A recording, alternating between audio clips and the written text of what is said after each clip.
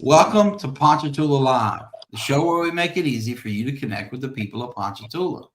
I'm your host, Parker Layrisson, and today I've got a terrific guest. This is one of the smartest, nicest, easiest to get along with people you're ever going to meet. He's a father, a business owner, or probably the premier abstracting title attorney in the whole region, not just in our little cozy part of the world. But more than anything, he's just a nice guy that you're going to enjoy spending a half hour or so with. So, with no further ado, I bring forward my friend Stephen Scherer. Stephen, welcome to the show. Thank you. Thank you for having me. I'm flattered to be asked to be on the show. Well, I'm flattered that you accepted the invitation and came here. You're not technically from Ponchatoula. We're pretty loose with that definition around here, especially with folks like you that I feel like grew up around here because you're practically like the adopted Waterman son of longtime city attorney Tom Waterman, who was an avuncular figure in my life, like an uncle to me and a mentor and just a great guy. And also, you've probably abstracted more property in this town than anybody. Your law firm, FDL Law and Title, was founded in Ponchatoula. You kind of outgrew our commercial office space here, so your partner Jeff Leshishare and you had to move to Hammond. But so I guess what I'm saying is we're not going to hold it against you if you might have grown up in the wrong zip code because you were always just a few miles away. But with that quick advisory over with, why don't we kick things off with you telling us a little bit about yourself? Yeah, I do feel like I have a lot of connection to Ponchatoula. I love it. Drive through here all the time. Stop at places like Hi Ho and everything. But I grew up in Hammond. Technically, parents lived on Adams Road, even closer to Ponchatoula. Until I was 5, right outside. Adams Road is that territory where it's Ponchatoula School District, Hammond address, Springfield phone number, back when landlines existed. So you were definitely there in the crosshairs. We'll count you.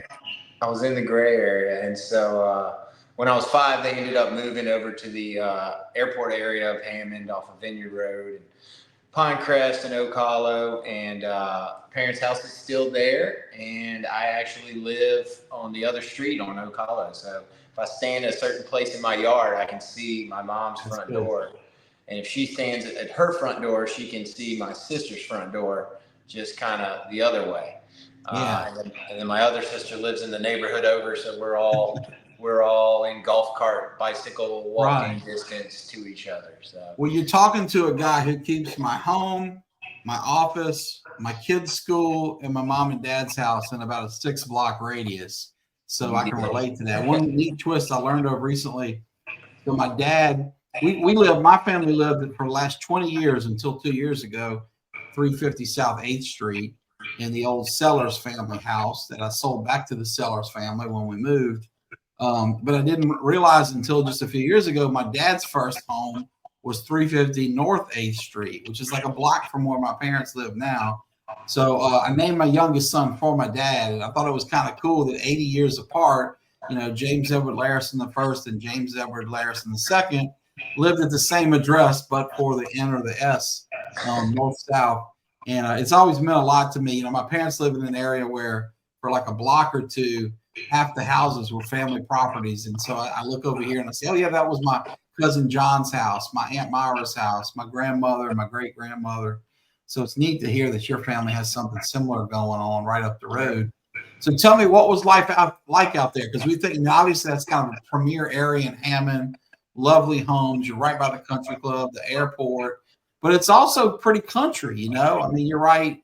You probably can see and smell the cows not too far away. So what was it like as a little boy growing up in such a fun area? It was cool. It was a ton of kids that we went to school with at Holy Ghost and St. Thomas lived in our neighborhood, and they've actually kind of moved back. But it was a get up every day in the summer, ride your bike to the country club, do your swim team practice, maybe do golf or tennis, ride back home, fish in the Grizzoli's Pond, which is now the Thomas's Pond, ride bikes around, maybe ride some dirt bikes, which was kind of my thing, camp out in the woods, which is now a subdivision behind us that my sister lives in Oak Creek, play in that creek. It was all that. And I just kind of never even thought about the fact that we a lot of my friends and a lot of kids that didn't necessarily live there but hung out at those same houses would come back and buy those houses. And that's kind of what's happened. That's It's really cool. wild. Yeah. Yeah. It is neat to see it because you see kind of a blend of same family but new generation, but then sometimes their friends or classmates or colleagues will come in, like, for example, your partner Jeff moved in from the country on the east side of town where his family was farming strawberries. So as I mentioned, 8th Street, so he's now like a block and a half from my parents. And that house I mentioned my dad being born into, Jeff can see from his backyard. And it's just fun to see the little communities grow up. So who were some of the group, who were your buddies, particularly any that you may have stayed in touch with all through the years from Holy Ghost on up? Yeah, well, like my brother-in-law, for instance, was 2 years older than me, Grady Seal. Yeah. He lived Reach. on the street. Yeah, and his brother Screech. He lived on the street that I live on now, and his mom Joanne, that works at the assessor's office, she still lives there. And What's so the age difference between Grady and Screech? I'm trying to remember those guys coming up. They're a little behind me, but fun they were guys. not in high school at the same time. So Okay, yeah, okay, yeah. I five, didn't think six, they were too close. Yeah. yeah, Okay. 5 or 6 years. So that was Grady's older brother in that crew. There were a couple of them, and then I had my buddies. The Cormiers were three boys. You could always hang out there. The Durhams, the Frickers, the Chaucers, the Fugarinos. Jenna actually still kind of does some work with us, and she bought a lot next to her parents. The Gories are back in with the Landrys, and man, there's a ton of them, and all of our kids are starting to play together, and it's funny, It's that's we grew special. up at each other's houses, and now. Well, my best friend growing up was Will Richardson. Our families go back generations. He and I were Tulane roommates in the 90s and the 60s. His uncle and my dad were best friends from St. Joe, 3rd grade or whatever, through Tulane too, and our grandparents were friends and all. And now our sons are both 3rd graders and they're best friends. And you can see their front yard from our backyard. And their grand plan is to put in, a line that they can run a zip line from one house to the other across the street. I mean, it's crazy things kids come up with, but it's neat to hear that. But so many of those folks you mentioned are fond friends of mine, and I always have a soft spot in my heart for your wife, your sister, and your brother-in-law Grady, because they were getting married at Holy Ghost, before we were, and so they let us come and watch their wedding as extra guests, so that we'd be prepped for ours about where to sit and what to do and all. And it was a beautiful, beautiful service. But I'm grateful to the Scherer family and the Seal family for letting us do that. So it sounds like a great and a happy upbringing there. You go to Holy Ghost, which is a school we've heard about a lot here lately. A surprising amount of Ponchatoula people go there. My nieces went there. One's at St. Thomas now. One's at LSU. They've excelled coming out of there. One of the lawyers that I work with, Taylor Anthony, lives in Ponchatoula, but brings his boys up there. It's a great school. So you go from there to St. Thomas, and kind of what's the next chapter like? Tell us about kind of the high school experience and the teenage years. In growing up at Holy Ghost and everything, did some normal sports, and then I got into motocross. Loved it so much, ended up dropping all the normal sports and racing dirt bikes every weekend. Now you still do that as an adult, though, don't you? I'll ride a little bit. I actually I sold my most recent dirt bike because my little boy wants to ride, and it's just impossible to ride and watch him. He wants to ride the whole time. It doesn't work. So maybe I'll get another one in a couple of years when he can hang out at the truck unsupervised. So. And where did you ride? It was the track out there on the way to Laranja, or what were the places? What's the circuit? I don't know much about the dirt bike motocross. Yeah, I mean, I was always on tracks, but wherever you can find a track open. But that was kind of my home stomping ground, was the Laranja track. But we went to Kentwood and Fernwood and Liberty, Mississippi, and Bro Bridge and New Iberia. So we had a decent selection of tracks, mainly because Hammond is just in a good spot for a lot of stuff. You jump on the crossroads there. Yeah. a lot of different within 2 directions. hours, you get to a lot of different places. So Yeah. it worked well for me. Were you able to avoid major injury, or what's that like? Because it seems to me like that's a kind of dangerous sport compared to some other milder hobbies. Not really. So I got a little limp, and it's a hip injury from when I was 12. And so I'll probably need a new hip at some point. My wife seems to think sooner than later, but I think I can make this one last a little longer. So, But you know, you've got that smile like it's worth it, right? I mean, you look like you live without a limp there. So. Yeah, I mean, it builds character, you know. Absolutely. It's a strut, not a limp. I like that. So you come up, you know, having fun, living, you know, country life, so, you know, with all these great families and friends around you. You go from Holy Ghost to St. Thomas. What comes next after that? Well, I got to ask you this because you might come into play here. So I was signed up to go to LSU, and my roommate was going to be Miles Waterman. And Oh, you going to blame me for him coming to Tulane? Yes, you stole my roommate. I'm sorry about that. You encouraged him to go apply for some scholarship because he had a really good ACT score, and you maybe not think that he would, but he does. And he got it and ends up going to Tulane at the last minute. And so I'm left with, you know, either live in the dorm with a random person. Right. Or I have I'm sorry. My sister convinces my parents to buy a condo there, but I have to live with her, and that's the catch. So, well, look, I feel two ways about this at one time. On one side, I'm sorry, I feel bad because I was able to go to college with my best friend and have a roommate, and I would have been terrified to go on my own. So I'm sorry you had to boldly do that. I'm sure, you know, you learned life lessons and it served you well. But also I kind of feel like maybe you guys are still alive because y'all split up. Because I love Miles. It was a blessing. So much at LSU. Only the Lord knows what could have and would have happened if he'd have followed you to Tiger Town. So, yeah, that's true. So thank you. Yeah. But that's funny. I never realized that. You know, I do well remember mentoring him and helping him make that decision, not knowing that I was stealing a roommate from you there, man. I apologize all these years later. So, did you enjoy it? I don't think I've met somebody that went to LSU and didn't like it, but what was life like over there? I mean, were you a frat guy like my little brother Louis? Did you take another? What were you into?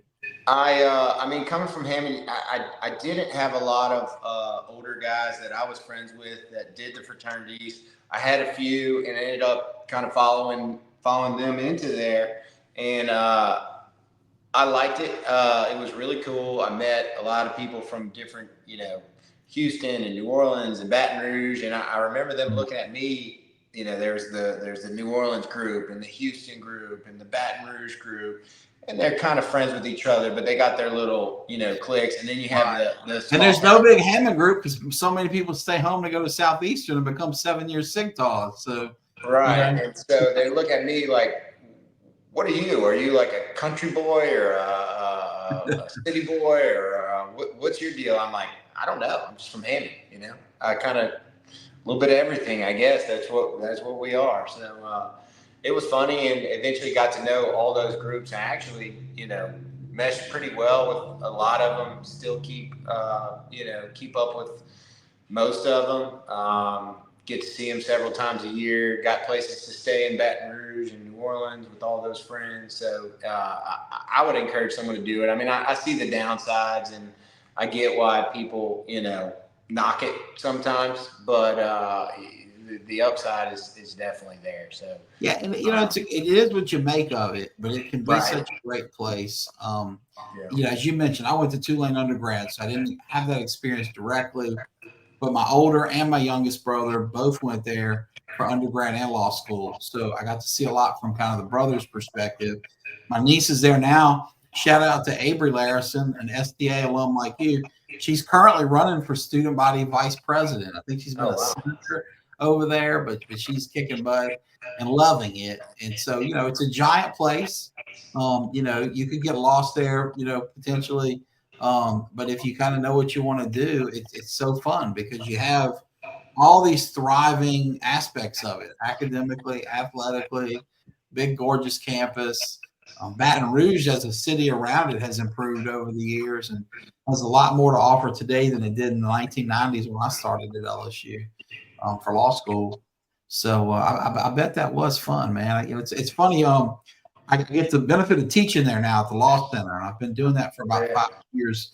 And this year, I was able to bring in a lot of my friends, some by Zoom, do by video like we're doing now, but also a great many in person, to come for about an hour and talk to my students, or a half hour in some instances. And for example, we're talking fraternity house. Britton Sledge, the judge, was my brother Louis' fraternity brother, and been a friend of ours for years. And to have his perspective there, and just no matter how many times I go back, and now I go back twice, both in the winter and the summer to teach courses, the nostalgia never leaves you. I mean, whether you go into a football game, you go into a classroom, whatever, it's a kind of magical place. So I'm glad you got that opportunity. What did you study, and where did you work, and what was your path like in those early years? Yeah, I'll be honest. I didn't know exactly what I wanted to do in college, and I knew at some point the urge to go to law school kind of got stronger and stronger, and I did not know what kind of law I might want to practice. The main attorney that I knew was probably Mr. Tom Waterman. I mean, spending time with his family, going on vacations, and popping into his office and annoying him, and getting to drive to North Carolina and sit in the car with him and listen to him talk to his clients and people on the phone. I was like, that seems kind of cool, and not just that, he had like the freedom because he wasn't working for a company or something. Right. He was dabbling in a boat business and development and things like that, and I'm like, yeah, that just seems really cool. I don't know. Yeah, a big influence for me too. And he's just a fun guy. Was a fun guy. Was such a nice guy. Right. It was hard not to look at him and be like, I want to be like that one day. Yeah, a lot so of that speaks to me. Yeah, he was wonderful. So shout out to Tom Waterman. We miss him around here. My parents talk about it frequently, just how much they miss Tommy and what a dear friend he was. Thankfully, he left behind 3 pretty incredible kids and a beautiful wife, and so we still have a lot of Watermans in our life, but there's never been one like Tommy. Speaking of great guys, we've got a comment coming in here from our assessor, Kevin Rayford. He and his wife Karen share a Facebook account, but I assume this is Kevin. He says that you, Stephen, are a great guy and a great attorney, and he really appreciates all your hard work. All right. Kevin's son Lathan was our producer for the show tonight. He was off camera getting Stephen ready a little while ago with lighting and whatnot. But it's good to hear from him, and I want to share that with you, Stephen. I assume you in your practice have a lot more interactions with the assessor's office in Kevin's professional capacity than I do as an injury guy. How do you find working with Kevin Rayford and his team? Oh, he's awesome. I actually didn't realize that was Kevin's son, but nice to see you. Kevin and Karen, you raised it. Kevin and Karen are the best. I grew up with these guys. Kevin and Bree were in the same class at St. Joe, 2 years behind me, along with your partner, Jeff. And he and I went to high school together. You just won't find a better guy in the world. But what I've tried to do here at my practice over the years is spot friends of mine who have sons and or daughters that are talented and hire them. And if I can catch them, say sophomore year at Southeastern, and get a 3-year run out of them, as I've done with Lathan, the son you met, I always try to. So, and we now kind of jokingly have a Hall of Fame at our office. So it goes back to Greg Crevetto of Ponchatoula. This would be Mary Beth Link Crevetto's son. So like you, she's been on the show and she's from Hammond. So, so he worked for me for like 5 years and was great. I mean, we stay in touch to this day. And then came Hunter Jebbia, who's an STA guy like you. You may know Hunter. And Hunter worked for me for 4 or 5 years. Well, once Lathan got in here and put in the time, the guys decided we have a Mount Rushmore now. So Lathan is the 3rd person on the Mount Rushmore of the Parker Layrisson College Intern Club. So we've been talking about doing a lunch for him. But a long-winded way to just say Rayford's a great people. Kev, Karen, thank y'all for tuning in. We are here with Stephen Scherer of Fleur de Lis Title and Law and Title. Might have that backwards, of Hammond. He is partners with Jeff Leschere, who is a longtime friend of the show and, of course, has been on the show. If you have a question for Stephen, or if you just want to say something nice as Kevin has, feel free to chime in. We have the ability to bring your comments live. So, Stephen, we've been talking LSU. You mentioned that, like me in college, you didn't really know what you wanted to do exactly, but you knew Tommy Waterman, and it looked cool. I mean, we all grew up going to his place on Lake Nantahala, going down the river with him to his camp there, spending a lot of time at his house. And like you said, he not only had the means to have all these toys and homes and whatnot, but he had the free time and the autonomy to do side hustles, if you will, and really spend a lot of time with his kids. I mean, he was the kind of dad that pulled you in the ski boat. I mean, he wasn't just paying for the fun boat, but he was pulling you in, maybe toddy in hand while he did it. What was your experience in making that kind of leap from that's a cool job Tommy's got to I think I'm going to do this, my head all down to Loyola and go to law school? Yeah, I basically started off doing really well in college, and then kind of dipped in the middle, and then probably junior year, I was like, these grades aren't going to cut it. If I'm going to go to law school, I got to wake it up a little bit. And so picked them all back up, made a couple 4.0s in a row, to the point where I remember coming back to Hammond, and my parents told me that somebody saw my name. I guess they used to put it in the paper. I don't know if they still do that. The honor roll edition where they listed all. Yeah. And I remember my dad telling me so-and-so was asking me if they had another person with the same name or something at LSU, because they've been seeing you partying and having fun the last couple of years. They didn't think you could possibly make a 4.0. And I was like, well, fair, but I did. I don't know. So wicked it back up and decided that I was going to take a year in between, but I was going to go ahead and apply and get it all together to go to law school. And I graduated LSU, did not go to my graduation because I packed up my truck and drove to Jackson Hole and went snowboarding. Oh, wow. Skipped it. I went to my sister's. It was boring, and I just didn't care. You were like, I'm done with things. Mail me the diploma in Hammond. I'm out. I wish I'd have thought of that, because it is long and boring. That was probably a pretty good decision. Oh, look, we got another great. Speaking of great guys like Kevin Rayford, our mayor, J. Wesley Daniels II, another of the adopted sons of Tom Waterman, if you will. Like family to the great man we've been talking about. And Wesley comments about you, Stephen, the man, the myth, the legend, great guy. I don't know if he's talking about you or Tom Waterman, but the same would be true of both of you. So, but Wesley, thank you for chiming in. Your ears may have been ringing this afternoon at Rotary. We had a branch who was the number 2 guy with the state fire marshal speak, and I asked him if he was related to you, and if so, it's distant. He didn't know that he was. But anyway, Wesley Daniels, our wonderful mayor of the branch line. For those that are out of the know, his mom was a branch whose family moved here in like the 1880s. But we're here with Stephen Scherer. We're talking law school. So you take that gap year. What do you do? I mean, you tell me Jackson Hole skiing, but you got a year or whatever to fill before law school after that. So what did you do with yourself? I stayed there the whole year. So drove up there with the plan to sleep on my buddy Billy Cormier's couch. Very cool. Got there to the surprise of his roommates. He forgot to tell him I'd be sleeping on the couch for a little while. Made it work. Ended up moving into a studio apartment for a couple of months, and then another apartment, and then a house with a bunch of people.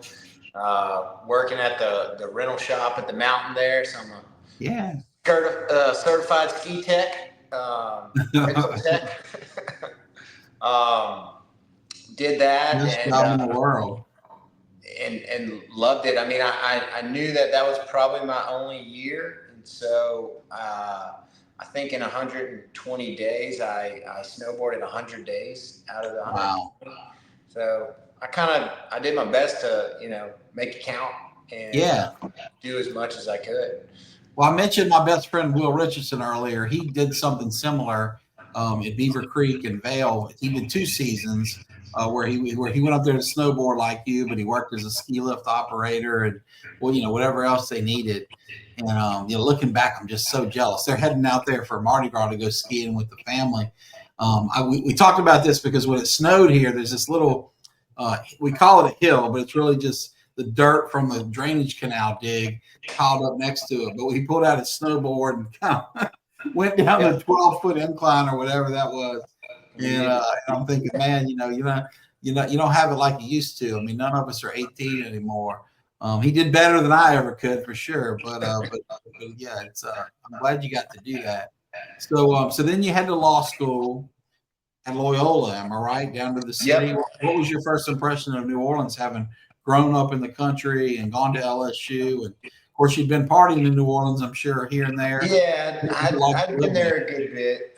Living there was different. I had, old college friends as roommates in New Orleans, and I mean, I loved it. I kind of probably thought I'd live there forever at a certain point. Eventually reality sunk in, and I started to see, Hammond as more appealing for living, kids and that sort of thing, and just the house you can buy and yard, and started just valuing different things, I guess, as my safety. You started worrying about whether your wife and kids would make it home alive. Yeah, stuff I didn't really worry about right when I got there when I was 22.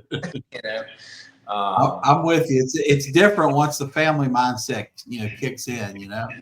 Yeah, but law school was good. I mean, I enjoyed my time in New Orleans.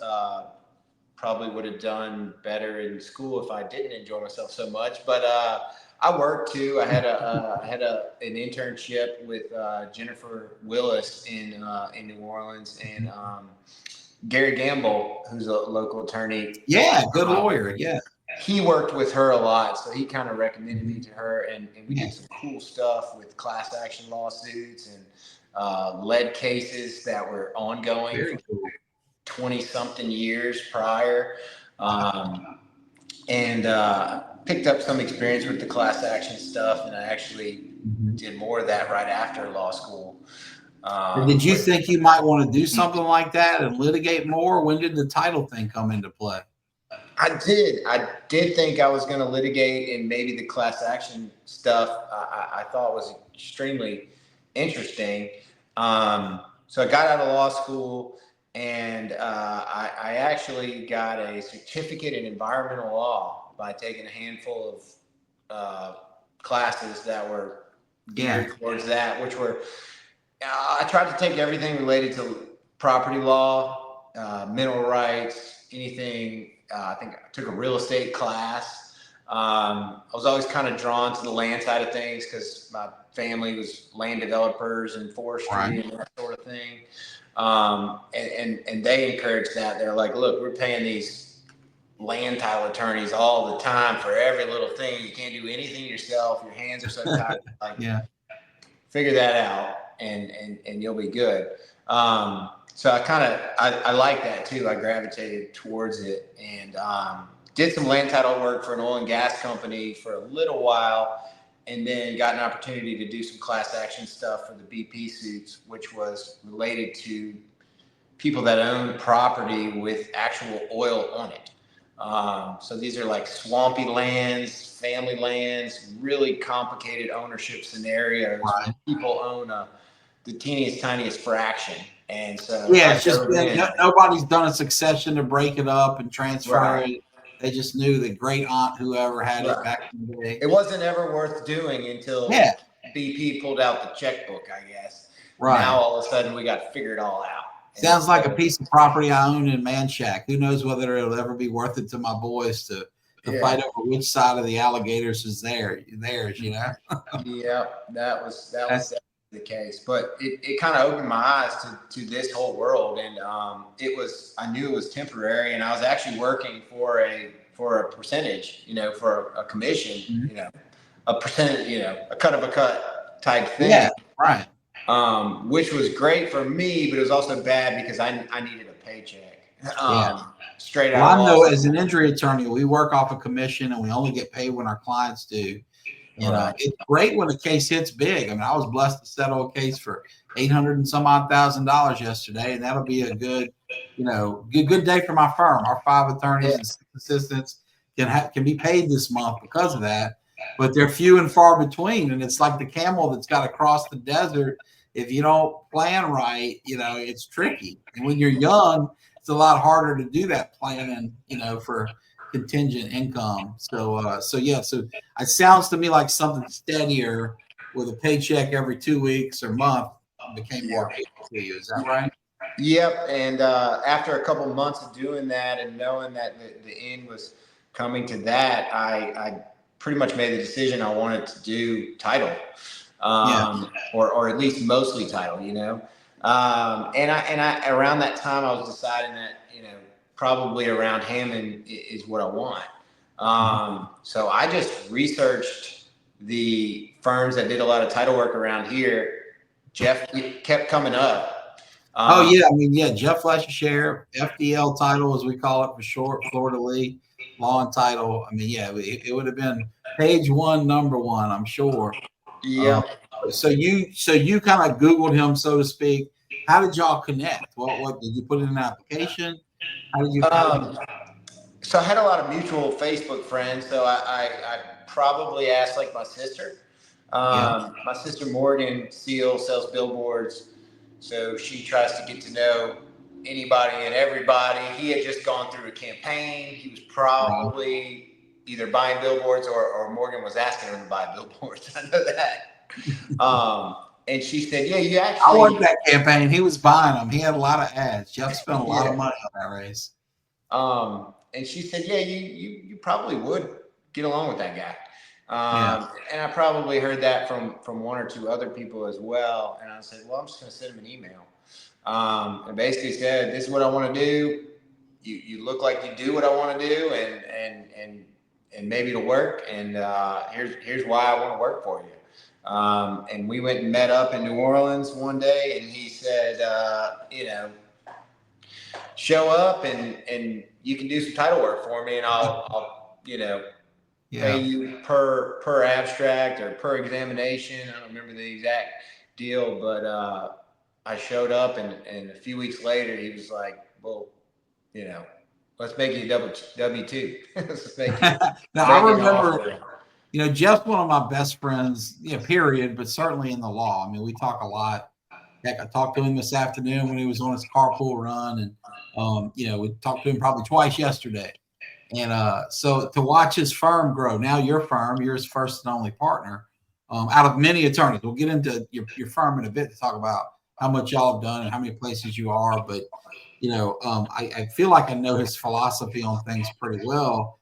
And while he's hired a lot of people, some before you, many after, he does not, like he knew early on, like this guy's got talent, and he's like, he wasn't going to let you slide through there on some kind of standard internship, crawl before you walk. To hear him tell it, it sounded like he kind of threw you into the deep end and you got swimming right away, and the rest is history. Would you disagree with that kind of oversimplification, or? No, I really wanted to do it, and I know that was kind of my chance. If I couldn't do it then when was I going to be able to do it? So basically figured out, and that was it'd be 10 years in September. So, oh wow, time flies. Well, we're going to get into your career at Florida League Title, the services you provide, and more. But we got a couple comments here I want to share. Of course, we're here with Stephen Scherer of FDL, and one of your best buds and a good friend of mine, Kyle Johnson's on here. Kyle just says, "My dude." Kyle, good to hear from you. I'm glad to see you're watching, brother. Kyle lives across the street. Oh, that's your neighbor. That's my State Farm agent, man. He's got me insured in my home and on the road. Great guy. If you need some insurance, give old Kyle a call. And then also Samantha Hutchison. Samantha, thank you. What a sweet comment. She says, love Parker. He's the best. Thank you for tuning in and watching us live here at Ponchatoula Live. It means the world to me. So as I said, we're here with Stephen Scherer. the attorney and partner and head of abstracting and more at Fleur de Lis Title and Law. We're talking about how you and Jeff met. And so for those that don't know Jeff as well as you or I do, we're talking, of course, about Jeff Scherer, who's been on the show, the founder of FDL, the premier real estate attorney on the North Shore for sure, in my opinion, in the state and maybe the whole Gulf Coast region. You reach out to him. You learn about his business. You do kind of a character check, beginning with a person you trust, above all others, and your sister. And y'all, hook up, and it works out well. Very quickly, you go to work. How do we get from there 10 years ago to this seemingly kind of meteoric rise to be the first and only partner he's ever had out of, I've stopped counting long ago how many attorneys have worked for Jeff, but I know it's way north of 50, maybe in triple digits at this point in terms of people who've come and gone. I don't know, but a heck of a lot more than my little puny 5-lawyer firm. How does that happen? Because I know, Jeff's an entrepreneur. He's had this firm, which is hugely successful, but he's had other businesses too. And so I never thought I'd see the day when he'd have a partner, but you were so special at what you did that he was compelled to do that. What happened there to get you from there to here? Yeah, I think the role fits me. I mean, I've gone in there and said, look, this guy has a good business. If I do everything that makes his life easier and do stuff he doesn't really necessarily want to do or have time to do, then I'm going to keep moving up, because he's going to keep moving up, and he's going to have to bring me with him. Otherwise, there's not going to be that guy there to do what he doesn't want to do. So I guess that's kind of my philosophy is, I'm getting paid, I've always been getting paid to make, things easier for him and to, help him grow the business, I guess. So that means, taking stuff on yourself and not just waiting to be told what to do or doing the bare minimum and stuff like that. So I've always kind of, I guess, tried to take that approach of, if you're an employee anywhere, it has to make sense to pay you more or for you to be more valuable. You have to, right. You got to create that value, I guess. So you understood the economics of it, the notion of creating value, right, making yourself indispensable. Where does that come from? Because we're basically talking about your first grown-up job here, right? I mean, you went to college, you worked on the ski mountain, construction. Construction. I mean, we all like we all did. You mentioned Hi-Ho at the beginning of the interview. That was my high school job for 4 years. We all have some paths unrelated to our current profession or job. But for you, it seems like you kind of struck gold first time out. I mean, but it was because of these values and mindset you had. Does that come from your family, from other mentors, work experience? I mean, where did you learn the lessons that helped you figure that out that quickly? Yeah, I mean, I think, my dad was a big worker in our family. He was probably worked too hard, to the point where people didn't understand why he was working so hard all the time. He just it was part of him. He was out there dusty, doing construction, digging a ditch or whatever had to be done, He ran a construction company that, the trucks were dirty and older because he laughed at guys that bought big brand new trucks to do construction in them. Like, it didn't make a guy with a new F-250 every 2 years. Yeah. Right. A young guy with a really expensive truck saying he does construction. And my dad was, his goal was to get 1 million miles out of a Dodge, I think.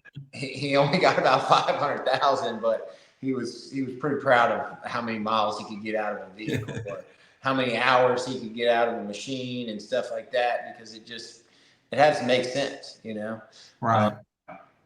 And so I think work ethic from my dad. My dad actually just passed away in April too. Yeah, I'm sorry for your loss. I heard about that. A widely respected man here in our community, and sounds like a great father, and certainly a great example of how to handle a career, because you really seem to have taken in the lessons that he shared with you. What a blessing it is to have a dad like that. I've been blessed with a father that's taught me so many lessons, and what I've been pleasantly surprised with is to see how you can transfer things from one career to the other. The lessons that my dad taught my brothers and I when he served as sheriff have served me well being an attorney, and you would think, oh, private practice attorney, handling injury cases, what's that got to do with being sheriff? Well, a lot of it is how you treat people, how you handle yourself, your integrity, your work ethic, all these same things you're talking about with your dad in construction or you in title. They come down. As you talk about your father and the lessons you learned, I know you have two little kids. They're just kind of starting out on their journey in kindergarten and pre-K. What are some lessons that you hope they pick up from you in the way you work at Fleur de Lis? Yeah, I think they're 4 and 6. My daughter Mackie is a kindergartner; she's 6. And my son Davey is 4, and he's a pre-K 3 at Holy Ghost as well. The biggest things I've been pushing to them is talk to adults. You can get so far just by asking people things, saying hi to people, and stuff like that. And thankfully, they're both pretty good at it. They actually don't shut up. Sometimes they talk to the person bagging groceries that just wants to be left alone with his headphones in, and they talk to anybody on the street. They will stand in our front yard just hoping someone walks by with a dog and they can talk to them and pet it. That's great. And I think that's a really good skill, especially now in the iPad, of course, digital screen age. Like, put it down, talk to everybody. Yeah, because while we don't know what the future holds, I mean, I don't know how AI is going to impact my area of the law any better than you do in yours or anything. But what I do know, and I'm confident in, whether it's I'm dead and gone for many years and my kids are here and they're in my age or older, people are going to always want to deal with people. They're going to want to deal with people that they know, like, and trust. You're going to have to be able to develop credible ways to earn trust, to communicate effectively, talking to people, looking them in the eye. And so you're spreading a great message to your kids there, and I applaud you for it. Clearly you're not doing that alone. Your wife's helping you. If you don't mind, tell us a little bit about your wife, how you met her, and how she fits in this kind of beautiful picture you've painted so far. Yeah, so Liz is from Shreveport, my wife. We actually met towards the end of law school. I was living in New Orleans. She's a physical therapist, so she had just gotten out of physical therapy school in St. Augustine, Florida, and moved. So she knows what she's talking about when she says you're about the hip. Yeah, she thinks she does. She's not just a wife. She's a DPT or whatever. Yep. So, it wasn't too hard to convince her to move to Hammond, but that was probably a big ask. But I think she could kind of see the same upside of living in Hammond. The community and this Holy Ghost and the whole little neighborhood thing we have going on. It's pretty cool. So, but it's also, while it makes sense, and it makes probably more sense to us that live and grew up here than the person that moves here, it's still a big ask. I mean, I've seen that in my own brothers. Four boys, 2 of us live here, 2 live away, and at least one of them, he and his wife weren't exactly eye to eye on where to go. I think if he'd had his first choice, they'd have been in New Orleans, and she'd had her first choice, they'd have been in Lafayette. And now they're both in Houston. But it's finding that person that's comfortable with being here is important. I mean, I'm very blessed that my wife moved down from Independence to Ponchatoula. That's not as big as Shreveport, but it's important that we all be on the same page. So it's blessed that you have her on that journey. Thank you for sharing that. I know our viewers always love it when people kind of get open and personal. We forgot, speaking of viewers, we have a couple great comments coming in here I want to share. CC Stoma says, well, woohoo, way to go, Big Steve. I want to share that with you. That's my sister. The big dog himself that we've been talking about, Jeff Leschere, says that you are the best. Well, I don't know if he's talking about himself or you. I'm going to give you the credit, Stephen, because I do think he's the best title lawyer in the state and a daredevil to boot. Calculate. How's that feel coming from a guy like Jeff? And just to put this in perspective, and you can correct me where I'm wrong, because the facts as I remember them from my buddy building up this juggernaut that y'all now have, y'all know it better than I. But you guys have built something that began on the main street of Ponchatoula, right around the corner from La Coretta, so to speak, but right there on Main Street. Jeff, his wife Martha, and 7 closings a month, like virtually no business, into this juggernaut that outgrew Ponchatoula and moved to Hammond. At one point, 40 lawyers, 100, employees. Your business, unlike mine, flows with interest rates and the economy a lot more. But my point is, it just grew giant, like over a dozen locations, multiple states, like the biggest thing ever. How does it feel to have the guy that built all that, now your partner, now you'll co-own the business, when he says you're the best title lawyer in the state? How's that feel, man? It feels good.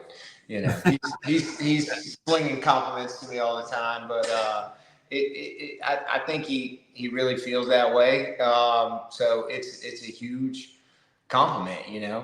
I don't know if I really am, but I know I try pretty hard and I'm into it. So I can figure out some sometimes pretty complicated stuff, and like that's what I like. That's your gift. And I think one of Jeff's gifts is, in addition to identifying talent, he has, a vision about how to build a business, and he knows when to jump in and elevate someone like you to say, hey, you're not just this good lawyer that I'm going to exploit in your cubicle or office as long as I can. It's your partner material, and I'm going to make that happen. Because he's certainly the best builder of title law firms in the state. And like I said earlier in the show, probably in the region. So that's really neat. Let's talk about your business. FDL Law and Title. Obviously, you do title law. That's your specialty. The abstracting of the real estate title searches is something you do as well or better than anyone. You do other stuff too. But would you mind listing to folks, what are the services? What do y'all do? Where do you do it? Give us a little commercial, if you will, so that people can know how you can help them with their legal needs. Yeah, so typically people need us to do real estate closings, obviously when they're buying something, whether it's with a lender, with an agent, without an agent, cash purchases, owner finance purchases. Even if you're not sure where you're at on that, you can call us and ask, like, hey, where am I at on this? Or where do I start? Am I close? So a lot of people do that. Refinancing, you always have the option to ask your lender, tell your lender, hey, this is where I want to close, and we'll be doing your title work. Other than that, we're also doing a lot of estate planning and successions. So just naturally, when you're doing title work, you're looking at a lot of successions. You're making sure that the property transfers to the people properly, whether it's recent stuff or recent deaths or sometimes really, really far back. And if you're doing successions, you're reading a lot of wills. And so if you're reading a bunch of wills, you might as well be writing wills. So this all kind of ties together. And so that's why it's kind of the niche that we like. Yeah. And I recall, you guys brought in a really great specialist in that world. My friend Mike Donovan, who's over in Slidell. Jeff and I have known him forever. We've handled a bunch of cases with him. But y'all had the vision to go essentially recruit him, add him to the team, and now sometimes he drives into Hammond when he needs to. Sometimes he does what he needs to do from there. But it's just another example of how you guys identify talent, acquire it, and then put it to use, so that now people here in Ponchatoula have more choices. And if they want to go with someone who is a certified specialist in the estate planning stuff you talked about, you no longer have to go drive to the city to find that person. You can call Jeff and Stephen right up the road, and they've got a guy for that. I think that's so cool, watching y'all grow this firm and making it regional. I really admire what you've done. Yeah, Mike's an awesome resource. Basically, anytime I have more than a very simple will, I'm running it past Mike and saying, hey, these are these people's scenario. This is how I'm going to set their wills up. Like, do you see anything that you would do differently, or just outright asking them, hey, asking Mike, how do you do this one? I want to do it this way, but I see this problem. I want to do it this way, but I see this potential problem. And he's usually got a solution for that, So it makes me feel more confident knowing that if I do get a very complex estate planning issue that I've got backup, Right. Good backup. Yeah, no, you got great backup in so many directions. It's been a pleasure for me to get to know members of you, some members of your team, like even non-lawyers. Kelly Drew Bridges comes to mind. She's just a superstar. I've known her basically my whole life. She was a year ahead of me at PHS, and she can kind of do anything. Yeah, makes the office. Yeah, various attorneys that you have are just fantastic. And the secret weapon, that people may not know, Jeff's wife Martha. Some people know how she's involved. I mean, she's just kind of this glue behind the scenes often. That's awesome. But there's certainly a secret sauce that goes to FDL, and you've been a huge part of that.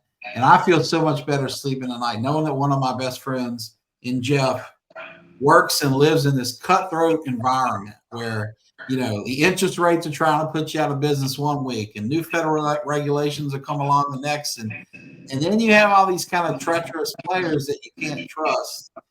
To know that Jeff has a partner in you who's so capable, so honest, trustworthy, and but also fun, that he enjoys going to work and seeing you. Y'all can poke fun at each other. It's it makes me smile to think that y'all have found each other and it works so well. I feel like I've kept you longer than I should have. And for that, I thank you for your patience. I know you want to get back to those two beautiful kiddos. So, Stephen, before we close up here, is there anything else on your mind, on your heart, just anything at all you want to share with our viewers and listeners? I want to say just thanks for having me. I did almost forget to mention, I'm in Rotary Club, Hammond, Ponchatoula Sunrise Rotary Club, and the chili cook-off is February 15th. It's the day after Valentine's Day. It's in downtown Hammond. Come check it out. I'm glad you mentioned that because my club, the Ponchatoula Rotary Club, talked about that at our meeting today. I think we're the reigning champs of that chili cook-off.